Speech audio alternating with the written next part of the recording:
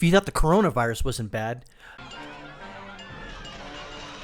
just wait.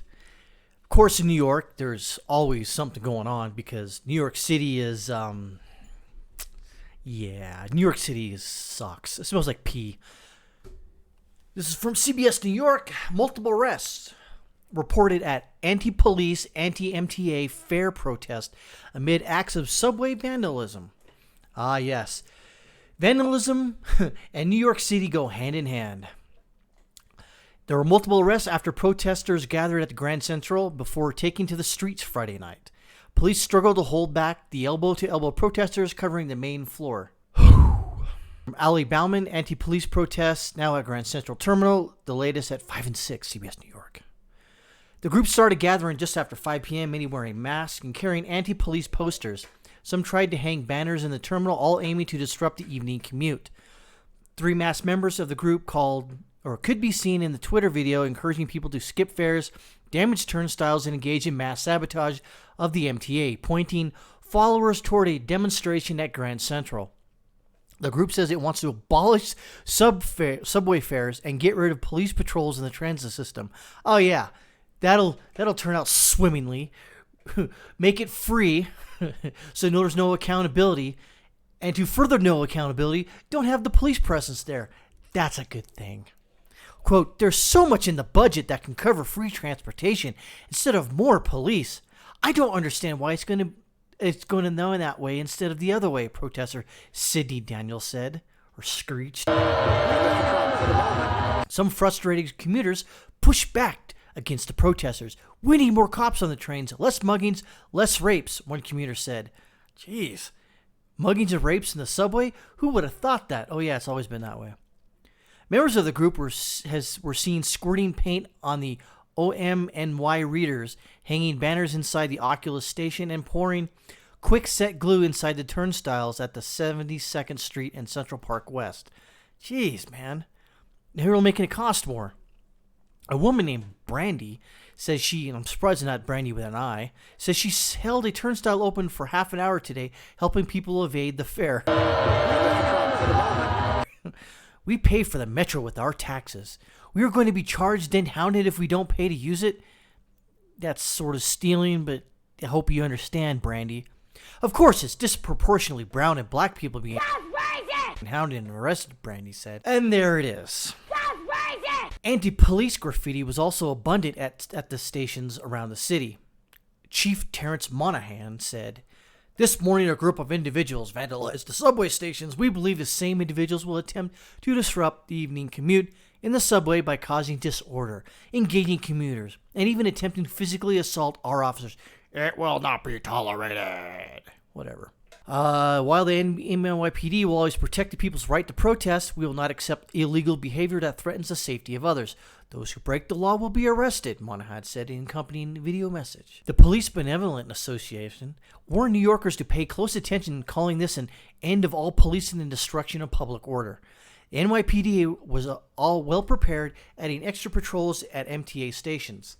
Heavily armed officers guarded every entrance of the Grand Central. Police made several arrests as tensions flared. There's the NYPD Transit checking in our subway riders this afternoon and each of our transit officers who are working to keep our subway system safe. Quote, I saw all the police officers. I got concerned, said Connecticut resident Tina Mihalko. Both of my sons are police officers in Bridgeport, Connecticut, and I'm definitely concerned for all of them. I'm concerned for all people on both sides. Man, this is getting crazy. I just, it's just funny. There's just some people that feel so entitled that they feel that everything should be free for them, and that they feel it's their right to go in there and destroy property, and to demand the subway be free? How do you expect it to keep it running? It's not running right now properly, and it has a budget of money, and you want to make it free to remove? Oh my God, these people are insane. After marching out the Grand Central, hundreds of protesters divided and dispersed, some jumping the turnstile at Bryant Park, blocking entrances at Penn Station, and marching in the streets throughout Brooklyn. Police are also investigating if protesters threw a hammer through a restaurant window in Lower Manhattan while customers were inside. A 20-year-old woman was injured by the shattering glass. Jesus Christ. CBS's 2's Allie Bauman asked one of the protesters that she was hoping for, that there's more awareness. People are more heard. These issues are affecting actual lives. Yeah, well, also, a hammer thrown through the window is affecting a 20-year-old woman who was eating, peacefully in a restaurant, apparently. But we're not going to, that's actually affecting her life. I mean, how is destroying property bringing awareness to the... Many people on CBS's 2's Jessica Moore spoke with society would be chaos without the police on the ground. Some could say more police presence is chaos, but who knows? The police are here to help us. Supreme Court has already stated that the police they're not there to help you. That's like a secondary thing. They're not there to protect your life. I guess if you know what I'm trying to talk about. You can't have criminals roaming around with weapons, so we actually need people like police to prevent those worst things from happening. Lower East President Arun Meza. This demonstration activity follows a dangerous pattern of previous activities that have resulted in vandalization and defacement of MTA property, clearly violating laws. Duh. These actions divert valuable time, money, and resources away from investments in transit services that get New Yorkers to their jobs, schools, doctors, and other places they need to go. The MTA has zero tolerance for any actions that threaten the safety of the public and our employees and impede service for millions of customers.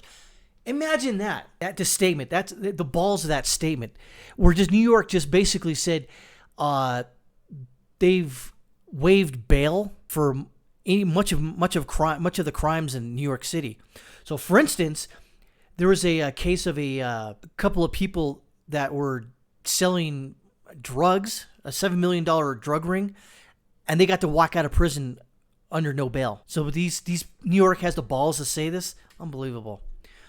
We are monitoring conditions, and we cooperate with the NYPD and MTAPD to maintain service while ensuring everyone's safety, MTA's Chief Security Officer Patrick Warren said.